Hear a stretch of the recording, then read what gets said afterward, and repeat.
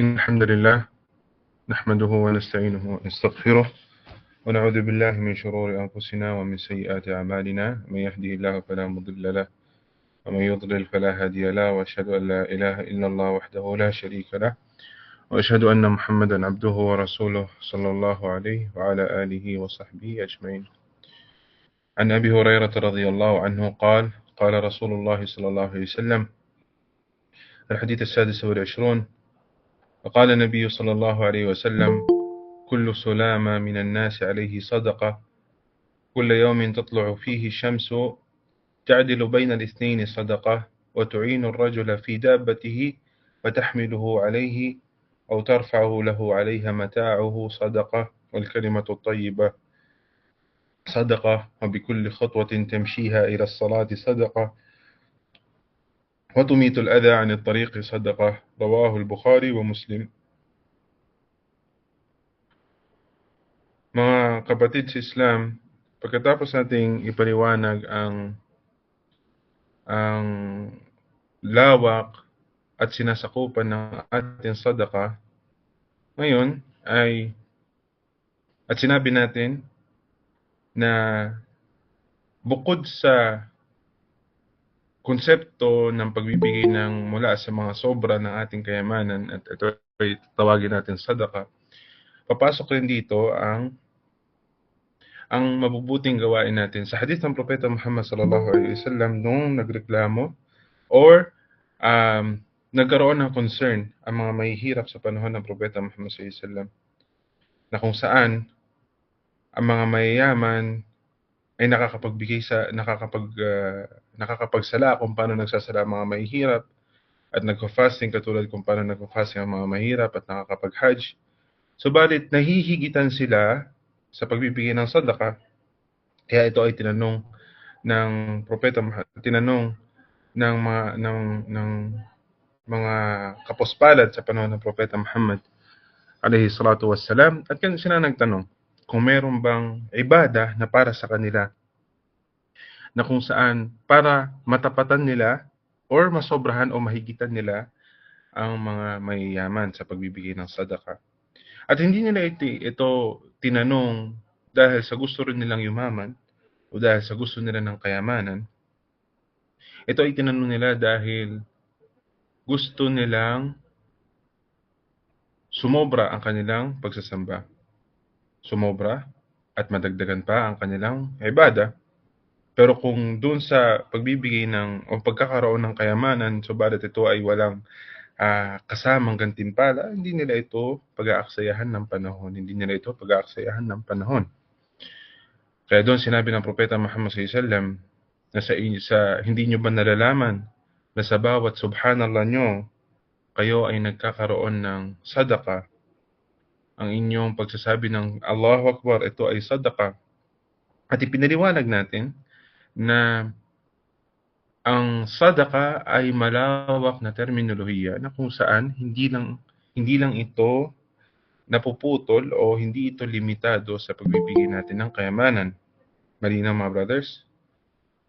At sinabi natin na dalawang klase ang sadaka na maaari nating maibigay nang hindi gamit ang kayamanan. Unang klase ay yung kabutihan na maibibigay natin sa ibang tao. Kabutihan na mabibigay natin sa tao. So dito papasok yung pagginti natin, pagdudua natin sa ating mga kapatid na Muslim, at binanggit rin natin sa nakaraang linggo ay yung pagpo-provide natin sa ating pamilya, ay yung maayos na pakikitungo natin sa ating pamilya, pag-share natin ng kaalaman. So ito ay papasok sa konsepto ng sadaka nang hindi natin kinakailangan ng kayamanan. At pangalawang klase ng sadaka na hindi kinakailangan ng pera ay yung para sa ating sarili. Para sa ating sarili. At may idadagdag natin itong hadith sa araw na ito ay yung pag-istighfar natin, paghingi natin ng kapatawaran sa ating sarili, pagsasaliksik natin ng kaalaman.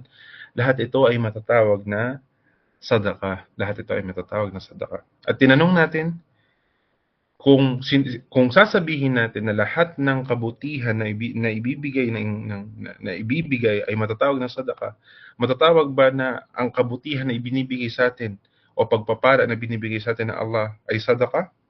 Ano sagot mga brothers? Ang Allah ba ay nagbibigay ng sadaka sa atin? 'Di ba sinabi natin, oo. At ano ang ating dalil? Sinabi natin na na ang shortened prayer tuwing tayo ay bumabiyahe. Ang sabi ng propeta Muhammad sallallahu alaihi wasallam, "Fahiya sadaqatun tasaddaqa alaykum." Ito ay sadaka na ibinigay sa inyo ng Allah subhanahu wa ta'ala. Ito ay pagpapagaang, ito ay kabutihan, ito ay ruksa, ito ay pagpapadali sa inyong pagdarasal, ito ay sadaka sa sabi ng propeta sallallahu alaihi wasallam na ipinagkaloob sa inyo. Kaya't mangyari na kayo ay kumuha mula sa sadaka na ibinibigay sa inyo ng Allah subhanahu wa ta'ala. Although nagkaroon ng ibang opinion ng mga ibang scholar, pero ang tama o ang sahih na anumang kabutihan na pinagkakaloob sa atin ng Allah subhanahu wa ta'ala, kahit ito ay hindi pera, ito ay maaari ring matawag na sadaka. So yun yung mabilis na pagpapaliwanag, yun yung mas malalim na pag-intindi natin sa tinatawag na sadaka. At ngayon sa hadith na ito, sinabi ng propeta Muhammad sallallahu alaihi wasallam, kullu sulama minan nas dito.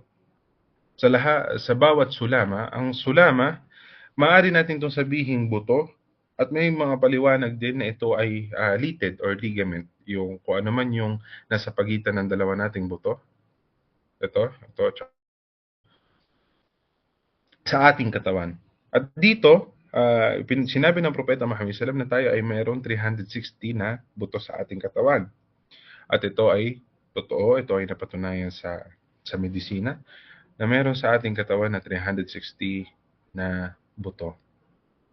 At sa pang-araw-araw, at sa araw-araw, ito ay maaari nating mabigyan o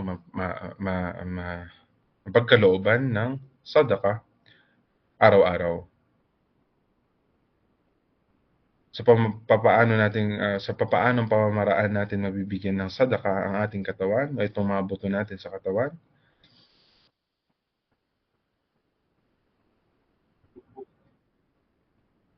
Isa 'yon. Halos lahat ng ibada o lahat ng pagsamba, ito ay sadaka sa ating katawan. Ito ay sadaka sa ating katawan.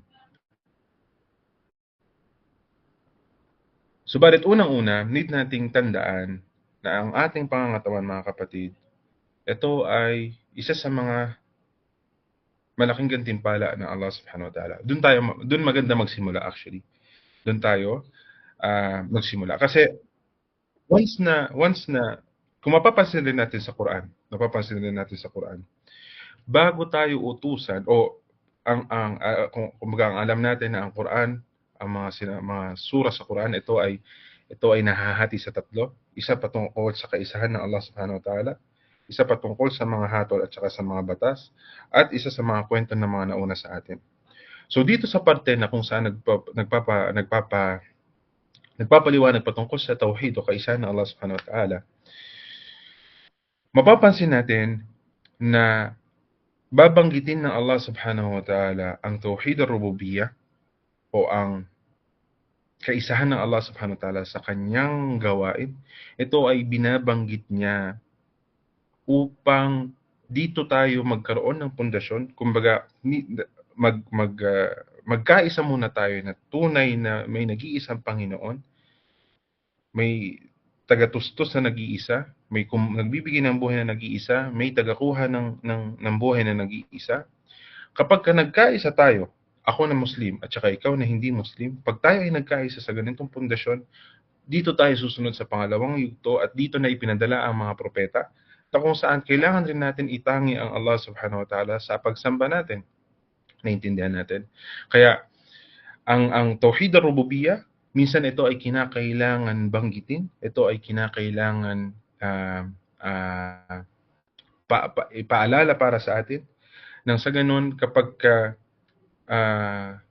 inamin mo sa iyong sarili na may fadl, may pagpapala, may biyaya, may blessing sa iyo ang Allah subhanahu wa ta'ala, dito mas mararamdaman natin ang pagsamba para sa Kanya. Mas mararamdaman natin yung tamis ng pagpapasalamat, yung tamis ng pagkakaroon ng pagpapakumbaba, ng pagsuko sa qadar ng Allah subhanahu wa ta'ala. Hindi tayo malalayo sa halimbawa sa paniniwala sa qadar. Na minsan, kahit mapait para sa atin yung nangyayari, pangit sa atin yung nangyayari, pero dahil alam mo na ito ay galing kay Allah subhanahu wa ta'ala, at ang Allah ay walang ibibigay sa'yo unless na ito ay makakabuti sa'yo. Dito, nagkakaroon tayo ng sabar na which is ibadah. Nalaman natin yung kadakilaan ng Allah subhanahu wa ta'ala, kaya nagkaroon tayo ng tamis. Mas naging masaya tayo sa pagpapakumbaba, sa pagtanggap ng ibadah o pagtanggap ng qadar ng Allah subhanahu wa ta'ala. Kaya ganun rin kung paano sinimulan ng Propeta Muhammad sallallahu alaihi wasallam sa hadith na ito. Sinabi niya muna yung biyaya na meron tayo sa ating katawan natin. Sino magpapaalala sa atin ngayon sa biyaya sa ating katawan? Yung 300, at mamaya ipapaliwanag natin yung mga sinabi ng mga salaf patungkol sa biyaya ng Allah subhanahu wa ta'ala. At so, dito sa hadith ay sinabi muna ng Propeta sallallahu alaihi wasallam na, o ikaw na mananampalataya, o ikaw na nilikha lamang ng Allah subhanahu wa ta'ala. Ikaw ay meron sa iyong katawan na 360 na buto, yan ay biyaya na kailangan natin ipagpasalamat araw-araw. At paano natin ito ipagpapasalamat? Ito ay sa pamamagitan ng pagsunod sa mga ipinag-uutos ng Allah subhanahu wa ta'ala at paglayo sa kanyang mga ipinagbabawal. فيحتاج كل عظم منها إلى صدقة يتصدق ابن آدم عنه ليكون ذلك شكرا لهذه النعمة. At ito ay parte ng pagpapasalamat natin sa mga biyaya na hindi natin kayang bilangin. Ang sinabi ng Allah subhanahu wa ta'ala sa Quran, Ya ayyuhal insanu ma gharraka bi rabbikal karim. O ikaw na sangkatauhan, ano ang iyong itatanggi o ano ang mga biyaya ng iyong Rabb na Karim na mapagbigay na hindi mo alam, na ikaw ay jahil. Alladhi khalaqaka fasawwaka fa'adalak. Ang Allah na nilikha ka at ginawa kang balanse. Kumbaga, instead, ang binigay sa ating mata ay dalawa, kung saan ito yung pinakabalanse para sa atin. Kung iisipin natin, hihingi pa ba ako ng pangatlo o pang-apat, sasabihin na natin na hindi ito sawi, hindi na ito normal. Fa'adalak fi ayyi suratin ma sha'a rakkabak. At tayo ay binuo ng Allah subhanahu wa ta'ala sa sura, sa imahe, sa figura na kanyang gusto, kanyang ninanais. At sinabi ng Allah subhanahu wa ta'ala, Qul huwa alladhi ansha'akum wa ja'ala lakum as-sam'a wal absara wal af'ida qalilan ma tashkurun. At si Allah ang nagbigay sa atin ng pandinig at ng paningin at ng mga puso, qalilan ma tashkurun. At kakaunti lamang ang nagpapasalamat. At kung mapapansin natin sa aya na ito, anong unang binanggit? Pandinig o paningin? Mga brothers? Dagdag lang natin to, kumbaga side knowledge. Anong unang binanggit sa aya? Pandinig o paningin?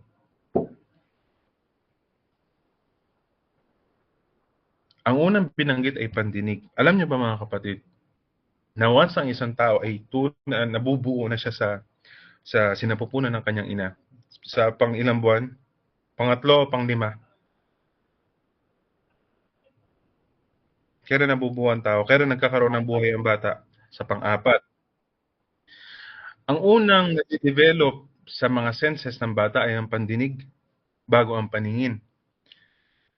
Mas una mas una at sa ating pagtanda o bago pumanaw ang isang tao, ito rin ang huling mawawala, ang pandinig ng isang tao. So ganun kadakik, ganun ka-precise ang salita ng Allah subhanahu wa ta'ala. At sinabi niya, وَجَعَلَ لَكُمُ السَّمْعَ وَالْأَبْصَارَ وَالْأَفْئِدَةَ. Siya ang nagbigay sa inyo ng unang-una ang pandinig. At hindi ito inuna ng Allah subhanahu wa ta'ala ng ganun lang, na walang dahilan. Patunay na ang salita na ating pinag-aaralan ay salita ng Panginoon at hindi salita ng tao. قليلا ما تشكرون. At sinabi ng Allah subhanahu wa ta'ala, Wallahu akhrajakum min butuni ummahatikum la ta'lamuna shay'an. At ang Allah ang nagpahintulot na kayo ay ipanganak o lumabas sa sinapupunan ng inyong mga ina, la ta'lamuna shay'an. At kayo ay mga mangmang, wala kayong kaalaman.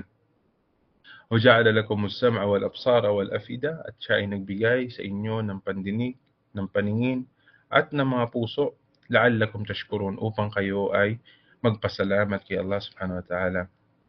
At sinabi, alam naj'al lahu 'aynayn wa lisanan wa shafatayn. Hindi ba ang Allah ang nagbigay sa atin ng dalawang mata? Wa lisanan wa shafatayn. At siya ay nagbigay sa atin ng dila at ng mga labi. وقرأ الفضيل ليلة هذه الآية. At si Fudail ibn Iyadh, rahimahullah, binasa niya itong aya na ito. Itong alam naj'al lakum 'aynayn. Siya, hindi ba ang Allah nagbigay sa inyo ng dalawang mata? Binasa niya itong aya na ito at siya ay naiyak. At siya ay tinanong bakit siya umiiyak. Sabi ni Fudail, هل بت ليلة شاكرا لله أن جعل لك عينين تبصر بهما هل بت ليلة شاكرا لله أن جعل لك لسانا تنطق بها. Ako ay naiiyak, sabi ni Fudail, dahil ako ba ay gabi-gabi nakakapagpasalamat sa mga mata na ipinagkaloob ng Allah subhanahu wa ta'ala sa akin, na kung saan ito ay ginagamit ko sa paningin, at ganoon rin sa aking dila. Gabi-gabi ko ba na ipagpapasalamat ito? وعن يونس بن عبيد أن رجلا شكا إليه ضيق حاله فقال له يونس. At naiulat ni Yunus ibn Ubayd na minsan may lalaki na nagrereklamo sa kanya patungkol sa kahirapan ng kanyang pamumuhay, ng kanyang sitwasyon. At sinabi ni Yunus sa kanya, papayag ka ba na kapalit ng iyong mga mata na ikaw ay bibigyan ng 100,000 na dirham? Ang sinabi ng lalaki ay hindi. Paano naman kung ang kapalit ng iyong kamay ay 100,000? Sabi rin niya ay hindi. Paano naman kapalit ang iyong mga paa? Sabi niya hindi rin. Ang sinabi ni Yunus, alalahanin mo at parati mong tandaan ang mga biyaya sa iyo ng Allah subhanahu wa ta'ala. Dahil ikaw ay nabubuhay katumbas ng libu-libong daan at ikaw pa rin ay nagrereklamo sa iyong sitwasyon. At sinabi ni Wahab bin Munabbah, al-afiya al-mulkul khafi. Ang sinabi niya, ang maayos na kalusugan, ito ay kayamanang nakatago. Kayamanang nakatago. Al-afiya, ang maayos na kalusugan, ay ang kayamanan nating nakatago na hindi natin nalalaman o kadalasan natin nakakalimutan.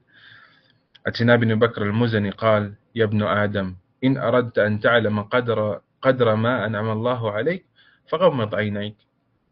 Ya ibn Adam, sabi niya, o mga tao, o mga angkan ni Adan, kung gusto natin paalalahanan o i-remind ang ating sarili sa dami at kung gaano kalaki ang biyaya ng Allah subhanahu wa ta'ala sa atin, isarado mo ang iyong mga mata.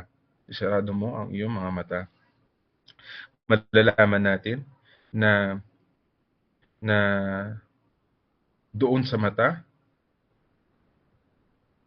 ay ito ay malaking biyaya sa atin. At nasa Sahih al-Bukhari na inaiulat ni Ibn Abbas radiyallahu anhuma na sinabi ng Propeta Muhammad sallallahu alaihi wasallam, ni'matani maghbunun fihima kathirun minan nas. Dalawang biyaya na ito ay karaniwang nakakalimutan ng mga tao. Ano yung dalawang biyaya na yun? Ano yung dalawang biyaya na yan na kadalasan natin nakakalimutan? Hindi. Oras at kalusugan. Oras o kaluwagan ng oras at saka maayos na kalusugan. Nalalaman na, marirealize na lang natin na ito ay mahalaga kapag nawala na sa atin.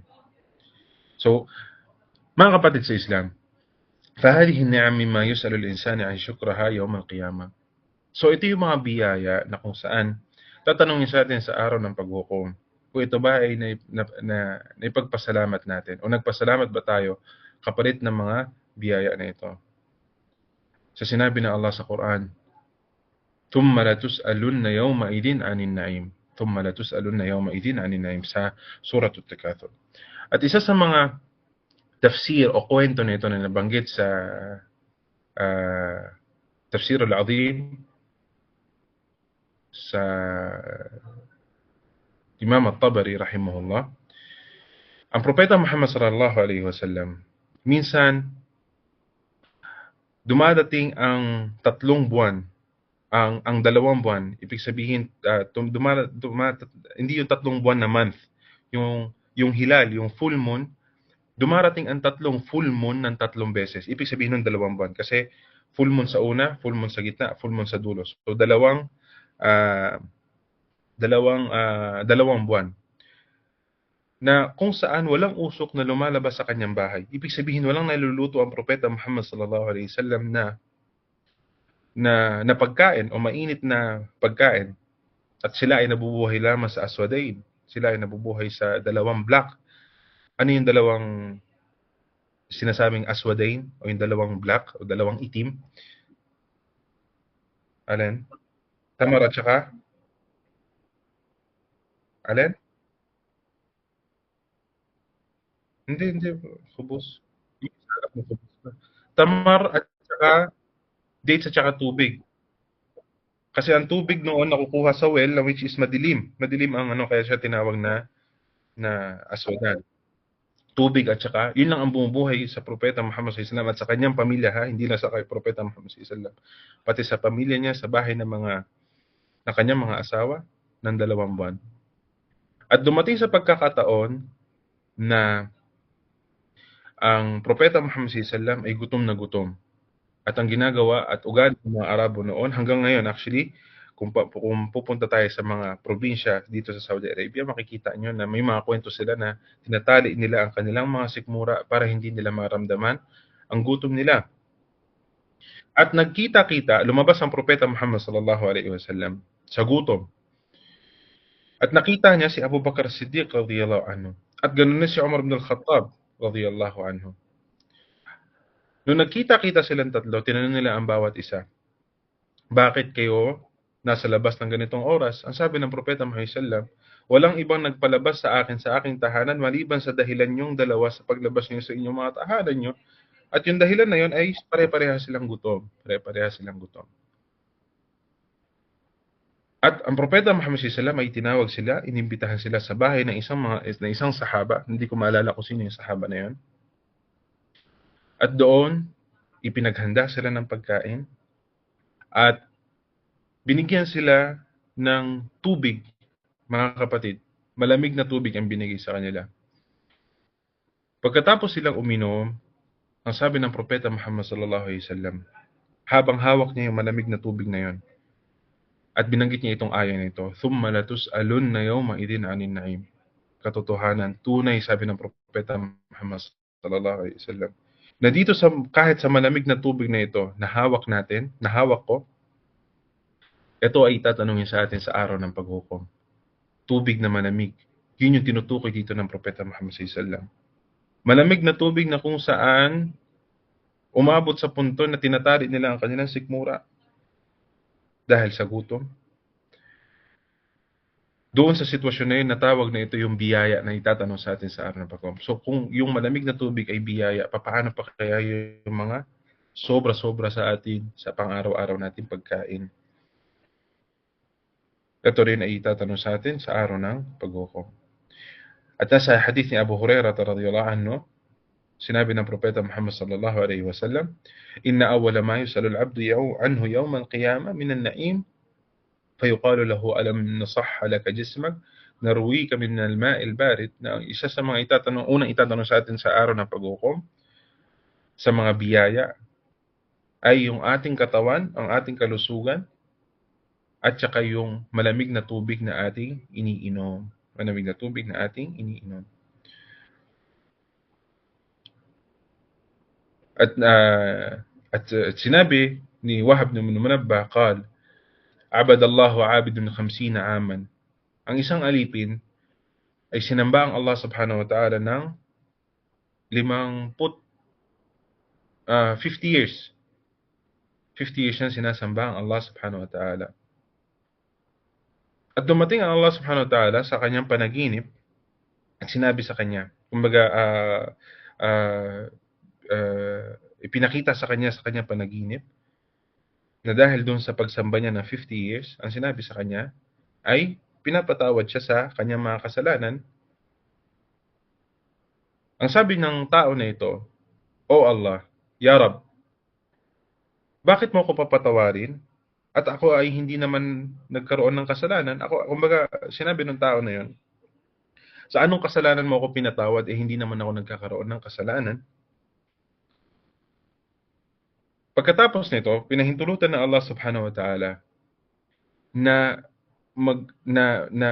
may mapatid o merong isang ugat sa kanyang leeg na kung saan ito ay pinahintulutan ng Allah Subhanahu wa Ta'ala na hindi na gumana.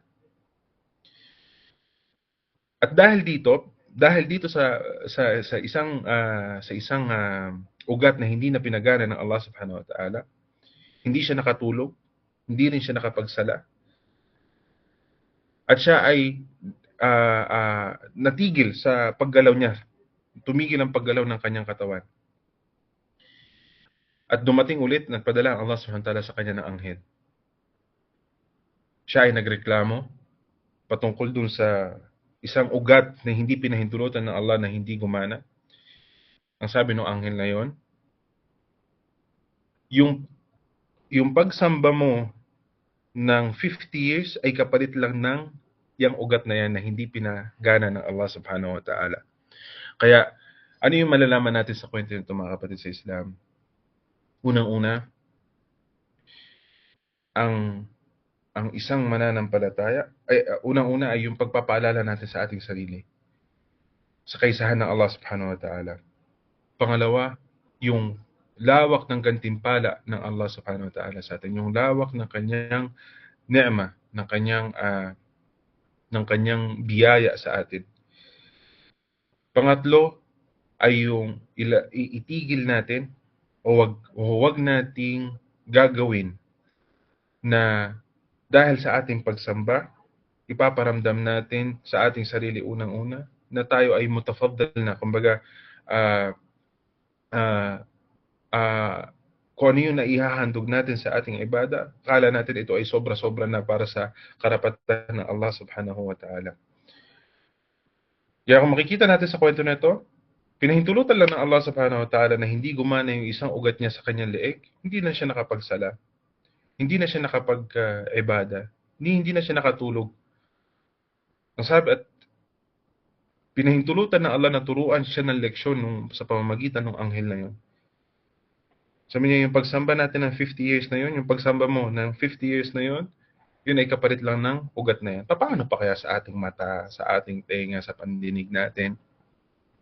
Kaya every time na tayo ay magkakaroon ng pagkakataon na magdasal, yung maisujud pa natin yung noo natin sa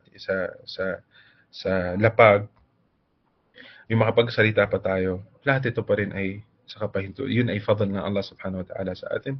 At wag nating isipin na ito ay galing sa ating sarili, sa sarili nating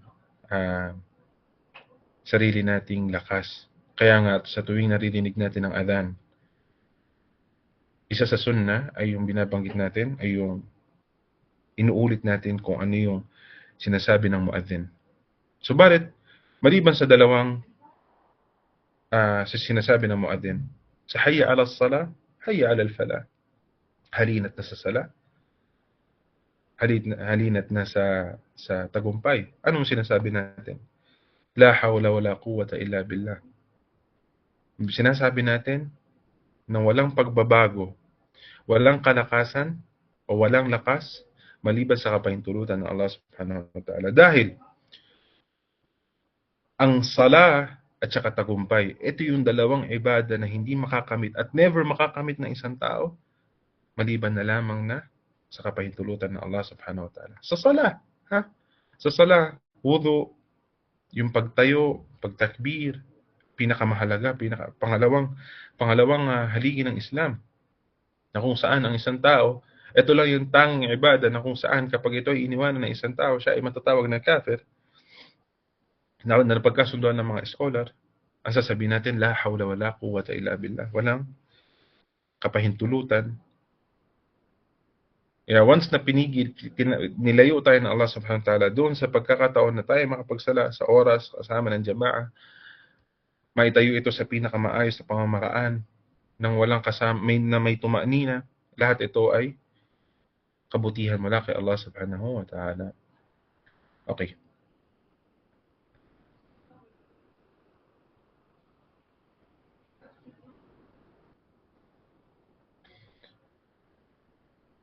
At minsan, patungkol naman, isang kwento na naman kay Musa, nung kanyang kinausap ang Allah subhanahu wa ta'ala, kay Musa alayhi salam. Sinabi niya, Ya Rab, kayfa li an ashkuraka wa asgharu ni'matin wada'tuha 'indi min ni'amika la yujzi biha 'amali kullu. Ang sabi ni Propeta Musa, O Allah, papaano ako magpapasalamat sa iyong biyaya? Habang ang pinakamaliit na iyong biyaya na binigay mo sa akin ay hindi magiging katumbas ng lahat ng aking ibada, ng lahat ng aking pagsamba.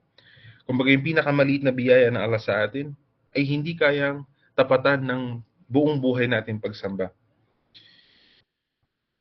Ang Allah ay nag-reveal sa kanya, ay nagbaba sa kanya ng revelasyon. Ya Musa, sabi ng Allah, O Musa, sa pagkakataon na yan, ikaw ay nakapagpasalamat na sa biyaya ko sa iyo. Ito ay naiulat ni Imam Ahmad Hanbal sa kanya sa libro niyang Zuhud, at ni Ibn Abi Dunya fi Syukur, at ni Bayhaqi sa Syu'ab al-Iman.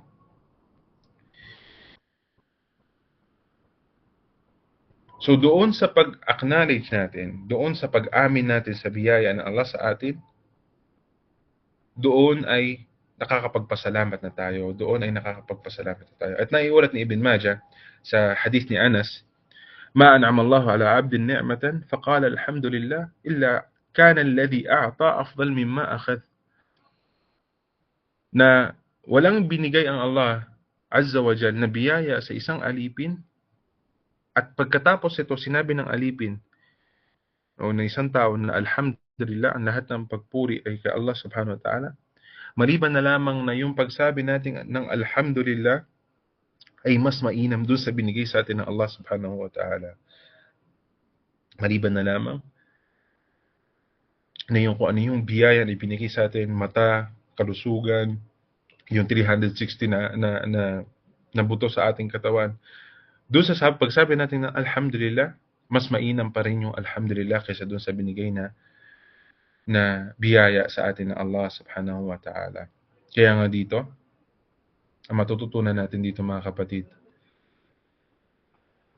na para sa Allah subhanahu wa ta'ala, ang mundo at nilalaman nito, ito ay malayo sa awa na Allah subhanahu wa ta'ala. Kaya sabi, dunya mal'una wa ma fiha. Kinukurse ng Allah subhanahu wa ta'ala ang mundong ito at ang pumapaloob dito, ang laman ng mundong ito. Isa lang ang hindi kinamumuhian o kinukurse ng Allah subhanahu wa ta'ala, ay sinusumpa. Yun ay yung dhikrullah, yun yung pag-alala kay Allah Azza wa Jal. Subalit ang mundong ito, ano lang ang papaano natin gagamitin ang mundo ito? Gagamitin lang natin ito sa pag-alala kay Allah, at huwag natin itong gagamitin sa kasalanan.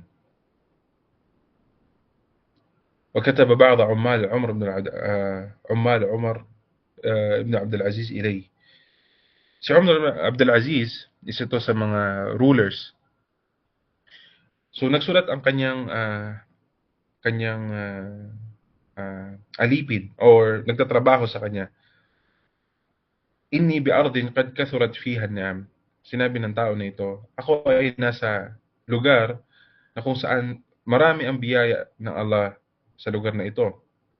Hatta laqad ashfaqtu ala ahliha min dha'f ash-shukr. At ako ay natatakot, ako ay nalulungkot dahil kulang ang pagpapasalamat ng mga tao sa biyaya ng Allah subhanahu wa ta'ala. Sumagot si Umar ibn Abdul Aziz at kanyang sinabi, Inni qad kuntu araka a'lamu billahi mimma ant. Ang nakikita ko sa iyo na mas kilala mo ang Allah subhanahu wa ta'ala, mas higit mong kilala ang Allah subhanahu wa ta'ala more than sa pagkilala mo sa Kanya. Ibig sabihin, ikaw ay maalam patungkol sa iyong Panginoon. Subalit ito ay hindi mo alam. Inna Allah lam yun'amu ala abdin ni'ma. Katotohanan, ang Allah ay hindi nagbigay ng biyaya sa isang alipin, at ang alipin ng Allah ay nagpasalamat sa Kanya, ay nagsabi ng Alhamdulillah, illa kana hamduhu afdal min ni'amihi. Maliban na lamang na yung pagpuri niya at pagpapasalamat niya, ito ay mas higit dun sa biyaya ng Allah subhanahu wa ta'ala sa Kanya. Law kunta la ta'rifu dhalika illa fi kitabillahi al-munazzal. Ito ay malalaman mo sa sinabi ng Allah subhanahu wa ta'ala sa Quran. وَلَقَدْ آتَيْنَا دَاوُودَ وَسُلَيْمَانَ عِلْمًا. Katotohanan, pinagkalooban ng Allah si Dawud at saka si Sulaiman ng kaalaman, unang-una. Waqala, at pagkatapos sila pagkalooban ng kaalaman, Alhamdulillahi alladhi faddalana ala kathirin min ibadihi al-mu'minin. At sa lahat ng papuri kay Allah subhanahu wa ta'ala lamang, na kung saan siya ay pinagkalooban tayo ng biyaya at inangat tayo ng mas higit sa karamihan ng kanyang mga alipin. At sinabi na Allah, wasiqa alladhina ittaqaw rabbahum ila al-jannati zumara. Yung mga tunay na natatakot kay Allah subhanahu wa ta'ala, pagkakalooban sila ng Jannah, hanggang sa sinabi na Allah, wa qalu alhamdulillah, wa ayyu ni'matin afdalu min dukhulil Jannah. At sinabi na Umar Abdul Aziz, ano pa ang mas hihigit na biyaya sa pagpasok sa Jannah, So dito malalaman natin ano ang tunay na layunin ng isang tao dito sa lupa. Hindi yung pagpaparami ng kayamanan, yung pagpaparami ng mga material, pagpaparami ng puri sa atin ng tao, hindi kinakailangan ng biyaya. Pero yung pagpaparami natin ng puri, pamumuhay natin na mahaba sa lupa, hindi yun ang pinaka-purpose natin dito sa lupa. Yun ay yung pagtangi kay Allah sa pagsamba, tauhid, pag-alala sa Kanya, yung hindi natin hahayaan sa ating pang-araw-araw na routine o palagi ang ginagawa, maliban na ito ay para kay Allah. Paggising natin, sasabihin natin, Alhamdulillah, alladhi ahyana ba'da ma amatana wa ilayhi nushur. Sa unang sigop natin ng mainit na kape, halimbawa, tayo ay magpapasalamat, may dila tayo na nakakalasa ng mga pagkain, may mata tayo na nakakakita ng iba't ibang klase ng kulay, ilong na nakakaamoy, utak na nakakapag-isip, puso na nakakaramdam, kamay, katawan, na lahat, at hindi natin matatapos kung magbibigayan tayo ng mga biyaya, hindi natin matatapos. At ang tinuturo natin dito ay yung hindi sa pagpaparami ng alam natin. Kasi maraming tao na nakakaalam ng biyaya nila. Pero ang dinidiin natin dito is yung ipagpasalamat natin itong mga biyaya na ito. At huwag tayong tumigil sa pagpapasalamat dahil darating sa punto na may biyaya tayo na makakalimutan natin. May biyaya sa atin na makakalimutan natin. Kaya sanayin natin ang ating sarili, maya't maya, minuto-minuto, oras-oras, araw-araw, na sinasabi natin, Alhamdulillah, o Allah, ako'y nagpapasalamat sa mga biyaya na alam ko at sa mga biyaya na hindi ko alam. Dahil wala in syakartum na azidannakum. Kapag tayo ay nagpapasalamat, dadagdagan tayo ng Allah subhanahu wa ta'ala. At kapag sinanay natin ang ating sarili na tayo nag-alhamdulillah,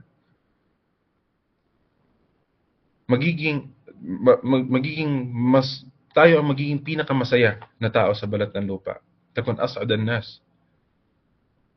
Kaya nga sinabi ng Allah subhanahu wa ta'ala sa Quran, Man amila salihan min dhakarin aw untha wa huwa mu'min, kung sino man ang nananampalataya kay Allah subhanahu wa ta'ala, kung sino man ang gumawa ng kabutihan, at papasok sa kabutihan dito ay yung pagpapasalamat sa biyaya ng Allah subhanahu wa ta'ala, wa huwa mu'min, at siya ay mananampalataya, falanuhyiyannahu hayatan tayyiba, siya ay pagkakalooban ng Allah subhanahu wa ta'ala ng alin?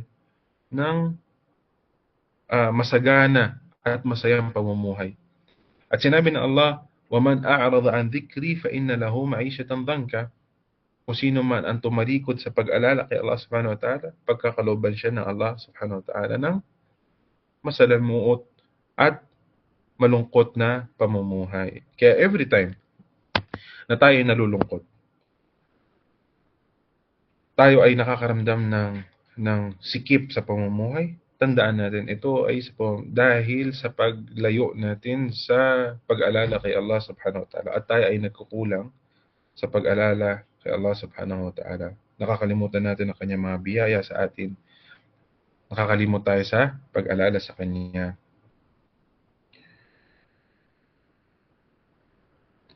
Okay? Kaya sinabi dito, Innal hamda afdala minan ni'am. At ang pagsabi ng alhamdulillah, ito ang pinakamataas. Ito ang pinakamataas na biyaya. Ito ang pinakamataas na biyaya. Although may mga scholar na hindi sumang-ayon dito, pero ang tama, base sa sabi ni Ibn Rajab dito, na mas mainam ang alhamdulillah kesa sa biyaya na binigay sa atin. Ang sinabi dito, bakit mali? Sabi niya, dahil ang pagsabi natin alhamdulillah, ito ay gawain ng isang tao. Papaano na yung gawain ng isang tao ay mas higit sa biyaya na gawain ng Allah subhanahu wa ta'ala? So doon, medyo may confusion, kumbaga. Papaano yung ibada natin ay mas higit sa gawain ng Allah subhanahu wa ta'ala, na which is, mga biyaya. Pero ang sagot dito, ang sabi dito, فَإِنَّ الْمُرَادُ بِالنِّعَمِ, ang pinupunto natin sa biyaya dito ay yung mga makamundong biyaya. Makamundong biyaya. Katulad ng maayos sa kalusugan, biyaya, yung afia, yung malayo tayo sa mga kapahamakan. At yung alhamd, at yung pagpuri natin kay Allah subhanahu wa ta'ala, ito ay kabilang sa mga biyaya na pangreliyong biyaya. Kaya dito sa ganitong comparison sa ating kalusugan, ito ay mga biyaya lang dito sa mundo. Samantalang ang ating pagsamba kay Allah, ito ay mabibilang sa mga pang-akhira na biyaya. At parehas ito, wa kilahuma ni'matun min Allah. At parehas ito ay galing kay Allah subhanahu wa ta'ala. Walang galing sa atin dito. Kumbaga, babalik pa rin tayo dun sa point natin na lahat ng ito ay galing kay Allah azza wa jal. Lakin ni'mat Allah ala abdihi bihidayati li syukr ni'amihi bilhamdi alayhi afdalu min ni'manid dunya. Dahil yung pahintulutan ka ng Allah na ikaw ay magkaroon ng pagkakataon na magpasalamat, ito ay mas mainam doon sa biyaya na ibinigay niya sa iyo. Dahil may mga tao na binibigyan ng biyaya katulad ng malawak na oras, maayos na kalusugan, pero hindi sila nagpapasalamat, doon ay walang naitulong o walang kabutihan na nabigay sa kanila. Walang kabutihan na naidulot sa kanila.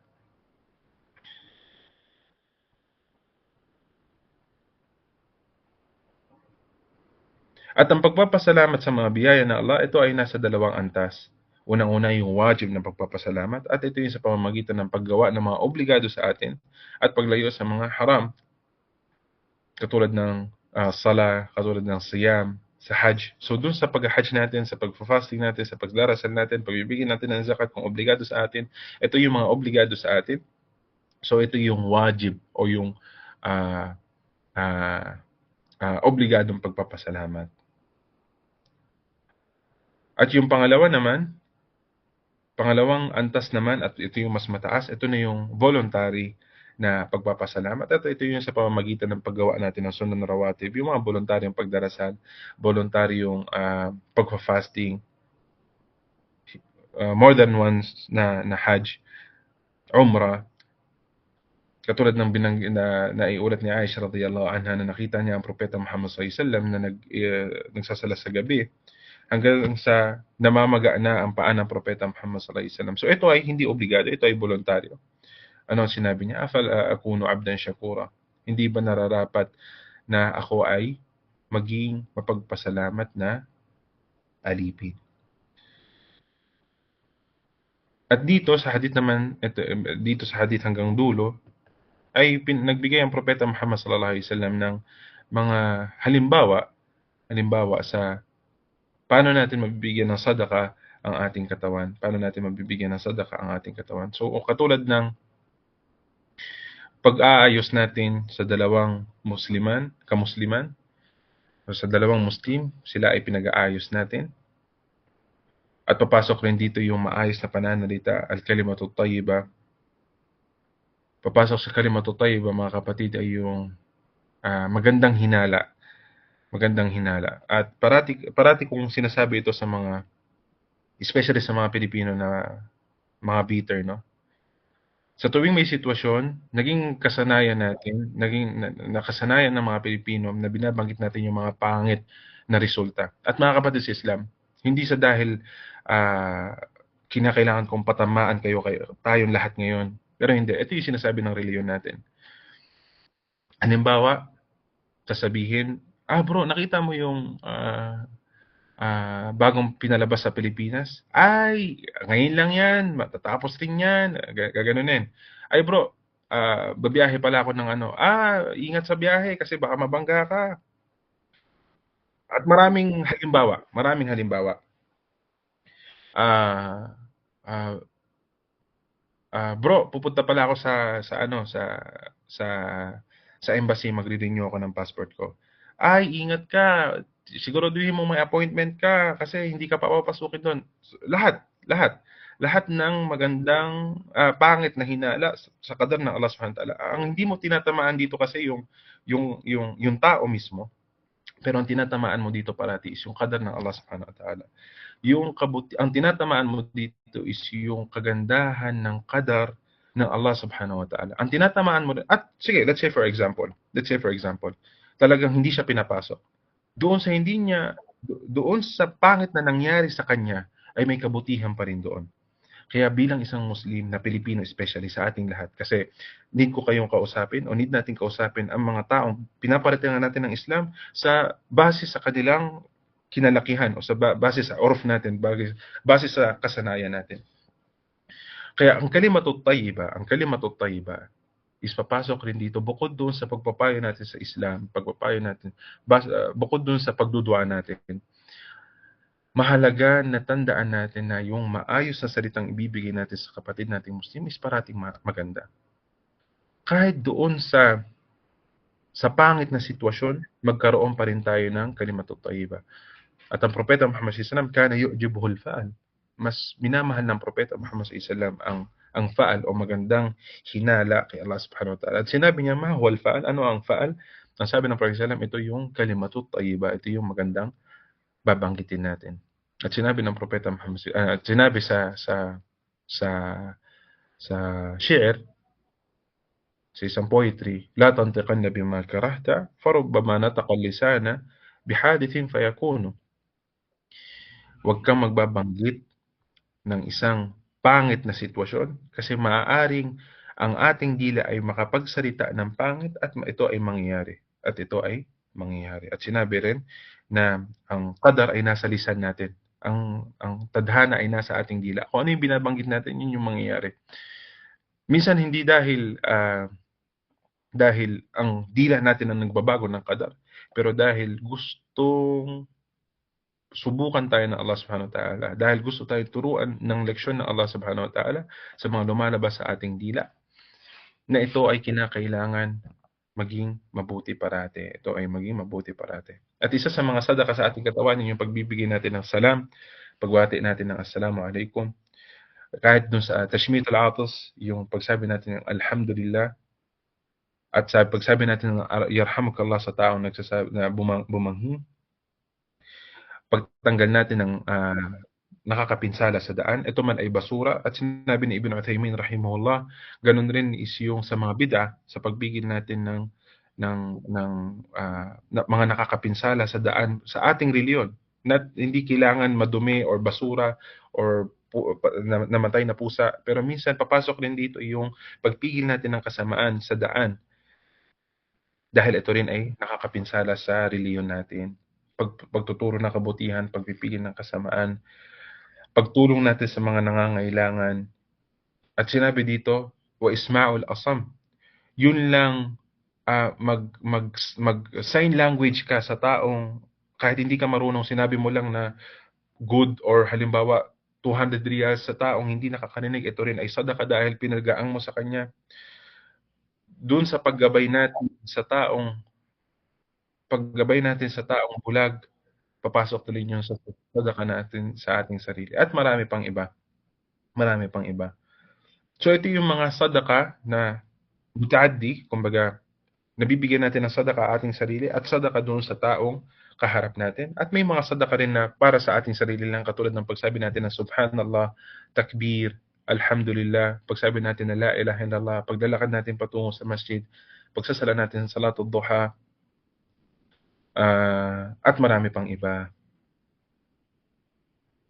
At marami pang iba.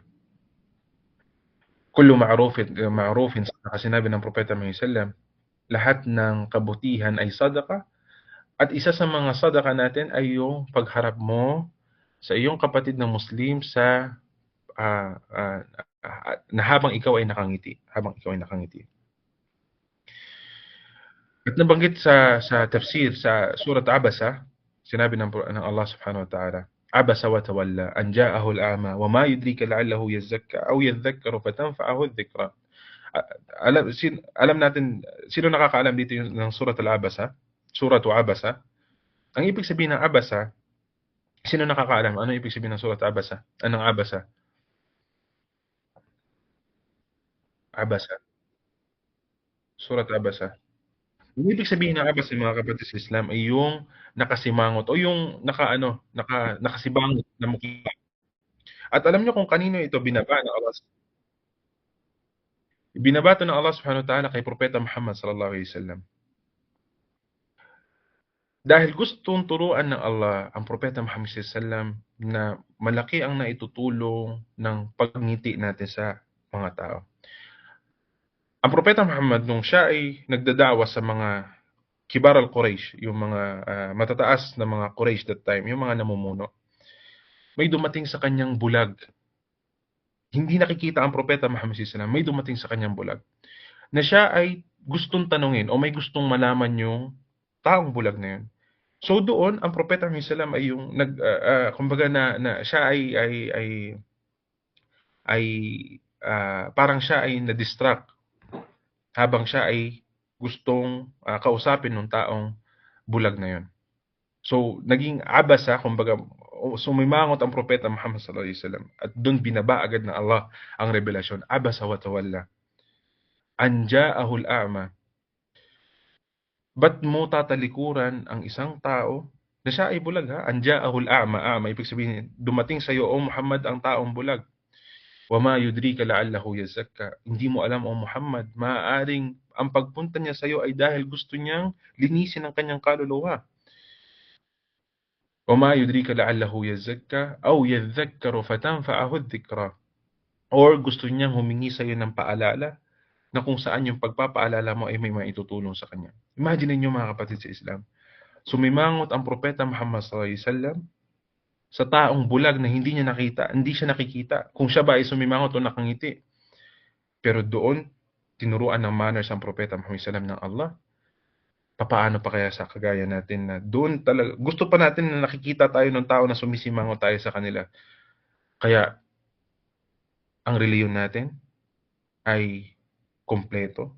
Ang reliyon natin ay nagtuturo ng kabutihan.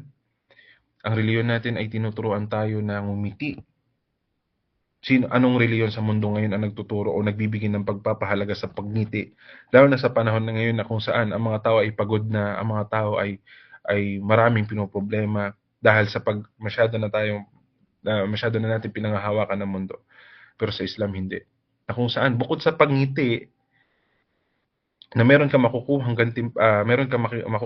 magandang kapalit sa mga tao lang, meron pa itong kasabay na gantimpala mula kay Allah Subhanahu wa ta'ala, at ito ay sadaka natin at ito ay parte ng pagpapasalamat natin sa 360 na buto sa ating katawan. So dito natin inshallah tatapusin ang pagpapaliwanag sa hadith na ito. Marami pa nabanggit ang Sheikh, ang libro na mas malalim, mas malawak ng pagpapaliwanag sa hadith na ito. Inshallah nakuhaan natin ang aral. At anuman ang nabanggit nating kabutihan sa hadith, salita ng Propeta Muhammad, ito ay galing kay Allah Subhanahu wa ta'ala. At iniintensyon natin na inshallah ito ay kabilang sa pagpapasalamat natin sa mga biyaya niya sa atin, sa ating dila, sa ating oras. I-intensyon natin ito mga kapatid. Wallahu ta'ala alam, sallallahu ala nabiyina Muhammad wa ala alihi wa sahbihi ajma'in.